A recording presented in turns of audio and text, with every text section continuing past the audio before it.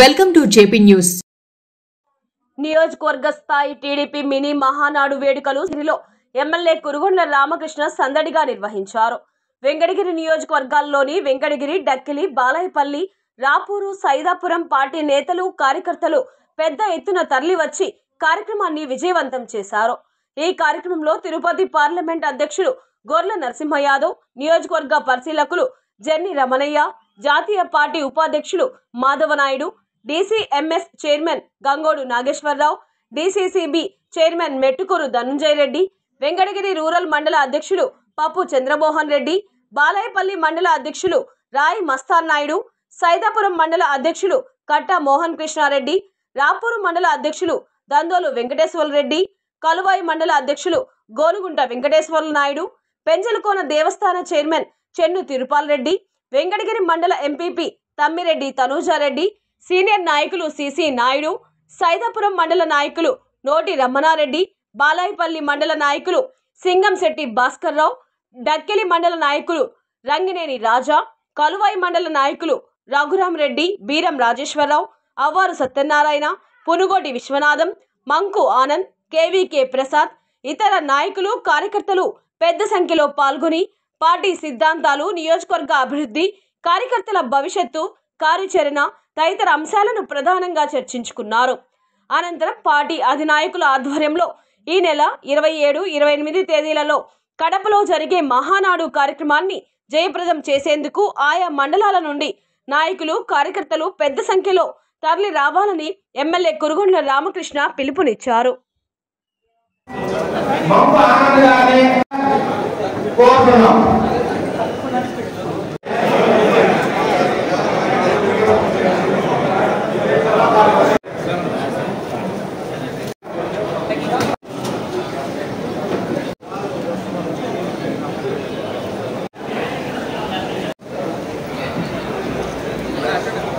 మన వెంకటగిరిలో మనందరికీ తెలుసు, మనందరం ఈరోజు వెంకటగిరి టౌన్ లో మహానాడికి ఏ విధంగా బయలుదేరాలా, ఏ విధంగా మన వెంకటగిరి నియోజకవర్గంలో ఉండే ప్రాబ్లమ్స్ ను ఏ విధంగా తెలియజేయాలా, మన నాయకుడికి మన కురుగొండ్ల రామకృష్ణ గారికి తెలియజేసి మనం ఒక అజెండా తయారు చేసుకొని మన వెంకటగిరి అభివృద్ధిలో ఏమేమి పనులు కావాలా, నాయకుల్ని ఏ విధంగా అందరూ భాగస్వామ్యం చేయాలా, ఎవరైనా సలహాలిస్తే కూడా ఏ ప్రాంతంలో అభివృద్ధి జరగాలన్నా, వాళ్ళ ఊళ్ళో మండలాల్లో గ్రామ స్థాయిలో అభివృద్ధి జరగాలన్నా వాళ్ళ సూచనలు సలహాలిస్తే అవన్నీ ఈ రోజు మన మినీ మహానాడులో డిస్కస్ చేసుకొని మనం చంద్రబాబు నాయుడు గారు జరిపే కడపలో మహానాడులో మన ఎమ్మెల్యే గారు ఒక రిప్రజెంటేటివ్ ఫామ్ గా మన సమస్యలన్నీ తెలియజేస్తారు. కాబట్టి ఈ రోజు వేదిక పైన నాయకులందరూ కూడా వాళ్ళ మండలంలో ఏమైనా సమస్యలు ఉన్నాయి, అప్పుడు మహానాడు అంటే ఏంటి, దాని ముందు జరుపుకునే మినీ మహానాడు అంటే ఏంటి అనే విషయం మనం ఈరోజు చర్చించాలి. మన జాతీయ అధ్యక్షులు సులుపు గారు, అదేవిధంగా మన కార్యదర్శి లోకేష్ బాబు గారి, నియోజకవర్గ శాసనసభ్యులు కురుగొండ్ల రామకృష్ణ గారి అధ్వర్యంలో జరుగుతున్నటువంటి నమస్కారాలు తెలియజేస్తున్నాను. అదేవిధంగా మన వ్యవస్థాపక అధ్యక్షుడు రామారావు గారు అసలు తెలుగుదేశం పార్టీ పెట్టినదే 15 వర్గాలకు సంక్షేమ పత్రాలు అందించాలి, వాళ్ళకి రాజకీయ సామాజిక ఎలా సహాయం చేయాలని ఆలోచనతో పెట్టినటువంటి సందర్భం అందించాలి, అభివృద్ధి ఫలాలు అందించాలి అనే ఉద్దేశంతో ఈ రోజు మనం మన తెలుగుదేశం పార్టీ తరఫున సూపర్ 6 పథకాలను చేయడం జరుగుతూ ఉంది. దాంట్లో మనం ప్రభుత్వం వచ్చిన తర్వాత ఒకే ఒక నెలలో 1000 రూపాయలు పెంచి 3000 నుంచి 4000 రూపాయలు పెంచి సంక్షేమం ఈ యొక్క పేదలకి అవసరమైన ఉద్దేశంతో పెన్షన్ పథకం అనేది పెంచి ఈ ఉద్దేశంతో అన్నా క్యాంటీన్లు ఓపెన్ చేసినటువంటి పరిస్థితి. అదేవిధంగా వెంకటగిరి కథ ఎన్నో చరిత్రాత్మక కలిగిన కథ వెంకటగిరి కథ. ఇక్కడ నుంచి రాజకీయాలు ముఖ్యమంత్రి అయిన ఘనత వెంకటగిరి కథ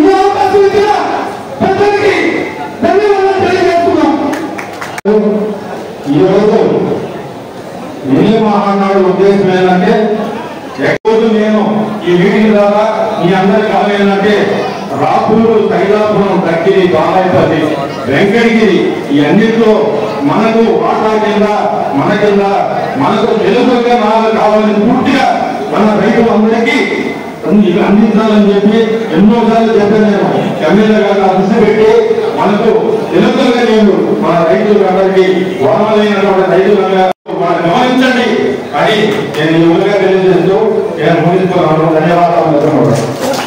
అందరికీ వెంకటగిరి నియోజకవర్గ మినీ మహానాడు శుభాకాంక్షలు తెలియజేస్తున్నాను. సోదరా, ముఖ్యంగా ఈనాటి ఈ కార్యక్రమాన్ని చేసిన అధ్యక్షుల నుంచి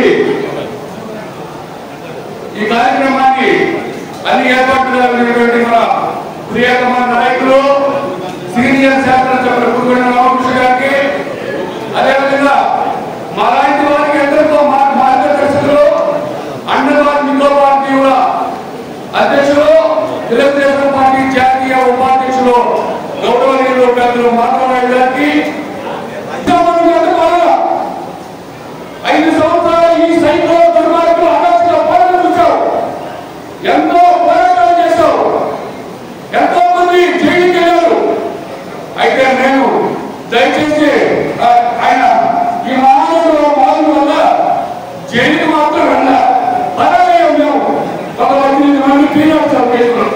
నమ్మనాకుడు దొరకేందుకంటే 50 రోజులు బిడ్డ బాబుని దయ్యాలు చేసి పరాలు వెళ్ళిపోయాం. అంటే ఆయన చెబుతుంది అక్కడ మానవుడు చక్రవర్తి 55 రోజులు చెప్పలేశారు. నేనంతా దుగ్గులే ఉండేవాళ్ళు మానవుడు తప్పించుకున్నాం. మరి ఆ విధంగా మహానాడు సభ జరుపుకున్నాం కాబట్టి వారి ప్రాంతాల నుంచి ఎక్కువ మంది కార్యకర్తలు, నాయకులు మన మండలం నుంచి మన ఎమ్మెల్యే గారితో అందరం కలిసి వెళ్ళి ఆ ప్రోగ్రామ్ ని విజయవంతం చేయాలని కోరుకుంటున్నాము. అలాగే మన ఎమ్మెల్యే గారి పర్మిషన్ తో సార్ మన వెంకటగిరి మండలంలో ఒక డయాలసిస్ సెంటర్ అలాగే 2 పడకల హాస్పిటల్ ని నిర్మించాల్సిందిగా నేను మిమ్మల్ని కోరుతున్నాను. అలాగే ప్రతి ఒక్కరు ఇప్పుడు పెద్దలందరూ కూడా చెప్పారు, మనము ఎలక్షన్స్ ముందు అనేక పత్రాన్ని మనము తీసుకొస్తామని చెప్పారు. మనం అలాగే 1 by 1 కూడా తీసుకొని వస్తున్నాము ప్రజల్లోకి. ఇంతకుముందు చెప్పినట్టు పెద్దలు ప్రతి ఒక్కటి ఒక మధ్యలో ఒక్కొక్క పథకం అనేది అమలు జరుగుతుంది కూడా. అది అందరికీ తెలుసో తెలియదో, మరి ప్రజల్లోకి అవగాహన లోపమో మనము చెప్పడంలో లోపమో తెలియడం లేదు. ప్రతి ఒక్కరు నాయకులు, కార్యకర్తలు ప్రతి ఒక్క విలేజ్ లో ఉంటారు. ప్రభుత్వం నుంచి మనకు ఏవైతే ఫ్రీగా వస్తున్నాయి అనేది ఆశించడం పక్కన పెడితే మన స్టేట్ ఎలా డెవలప్మెంట్ కావాలనేది కోరుకుంటే మన స్టేట్ ఎక్కడ ఉంటుంది.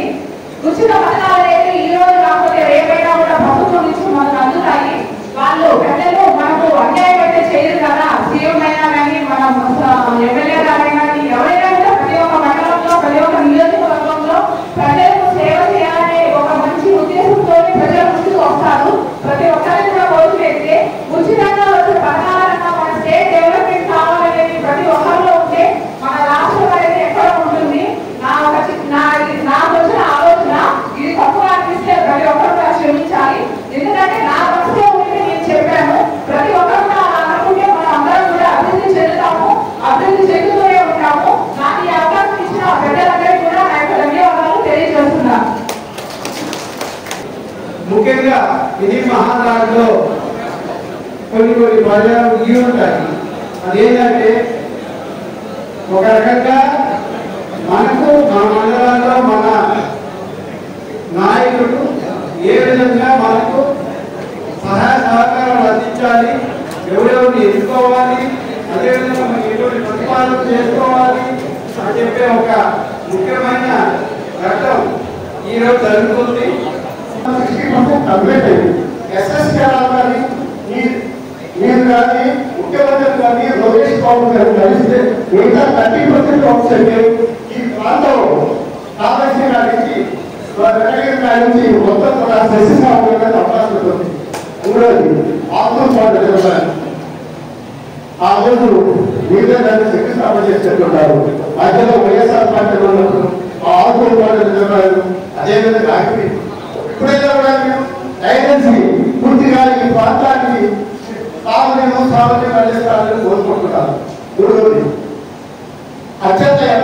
ప్రాంతం ఒక వెంకటగిరి, మెట్ట ప్రాంతాలైనటువంటి ఆత్మకూరు, ఉదయగిరి, వెంకటగిరి ఈ మూడింటిలో కూడా వెంకటగిరి ప్రాంతం.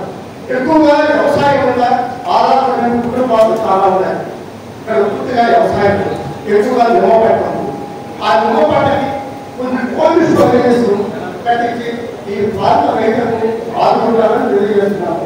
అదేవిధంగా రాబోయే రోజులకు మౌలిక అవసరాలు కానీ పట్టణ అభివృద్ధి కానీ ఈ రోజులకు ఈ అవకాశం కల్పించేటువంటి శాసనసభ్యులు రామకృష్ణ గారిని ధన్యవాదాలు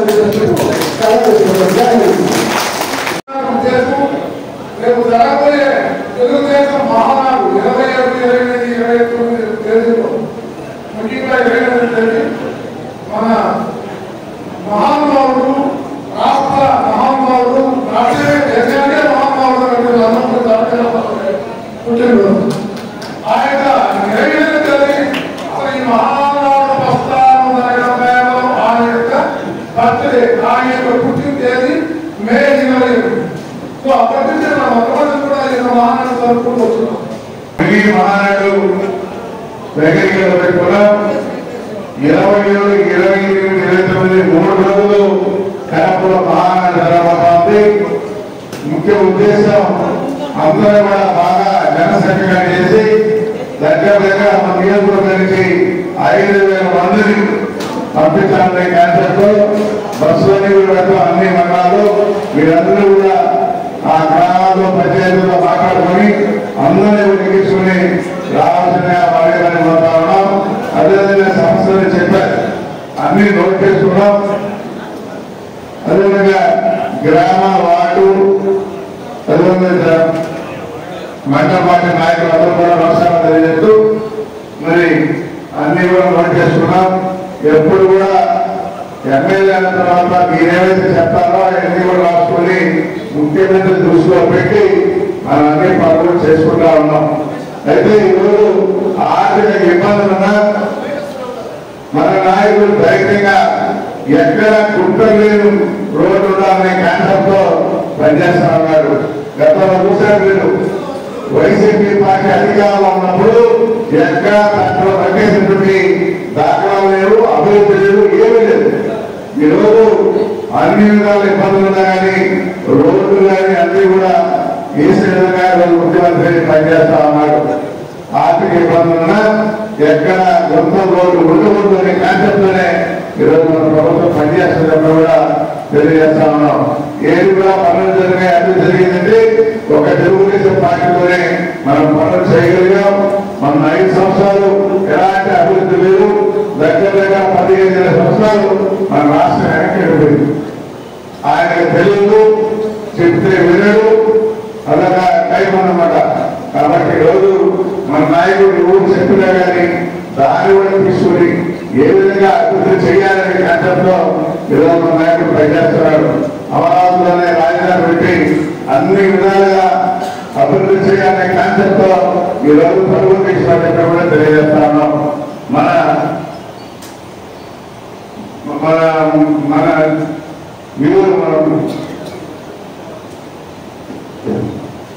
మనకి రాజధాని అమరావతి చెప్పిన కూడా ఖచ్చితంగా జరుగుతోంది. అదే చెప్పి ఈరోజు నాయకుడు పనిచేస్తారని చెప్పి కూడా తెలియజేస్తా ఉన్నాం. అదేవిధంగా ఏదైనా అభివృద్ధి జరిగిందంటే తెలుగుదేశం ప్రభుత్వం జరిగిందని చెప్పి కూడా తెలియజేస్తూ మీరు కొన్ని సూచనలు ఇచ్చారు, అవన్నీ కూడా రాసుకున్నాం. రేపు మహానాడులో అన్ని కూడా చెప్పి చేయిస్తారని చెప్పి కూడా మీ అందరికీ మాటిస్తా ఉన్నాను. మీ అందరికీ నేను రుణపడుతున్నా. ఎందుకంటే 4 టూర్లు పోటీ చేస్తే 3 టూర్లు గెలిపించారు.